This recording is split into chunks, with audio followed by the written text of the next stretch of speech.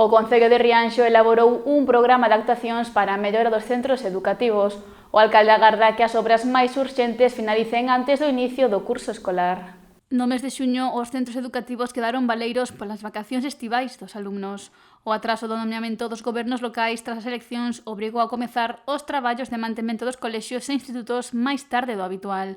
No caso de Rianxo, o alcalde Julián Bustelo sinala que as obras máis urxentes estarán listas para o inicio do curso 23-24. Nas semanas previas estuvemos conversando coas AMPAs e tamén cos equipos directivos dos colexios, recabando un pouco as súas demandas en relación a distintas actuacións que o Consello debería levar a cabo, que ten que ver co mantenimento, non actuacións estruturais, que esas son as que lle corresponden á Consellería levar a cabo.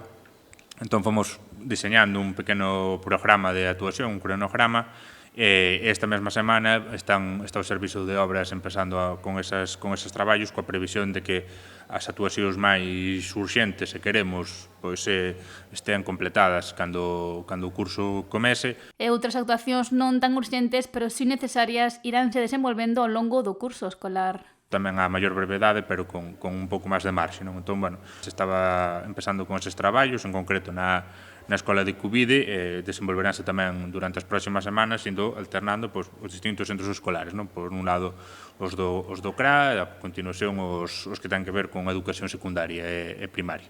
A Consellería de Educación tamén está desenvolvendo traballos en 2 centros de Rianxo. Unha moi pequena, moi concentrada no Colexio Xosé María Breseja de Tarajoña, por un problema tamén de filtracións que hai en concreto nunha aula, e depois a actuación aquí no Colexio Castelao, un pouco máis importante, que ten que ver co cambio de cuberta, tamén con actuacións na fachada, nas ventás, etc. Tamén coa mesma finalidade de illamento, de illamento térmico, pero tamén de corrixir problemas de humidade, etc. Entón, esta actuación xa fai unhas semanas que se empezou, efectivamente, pero tamén se vai ainda alargar unhas semanas máis.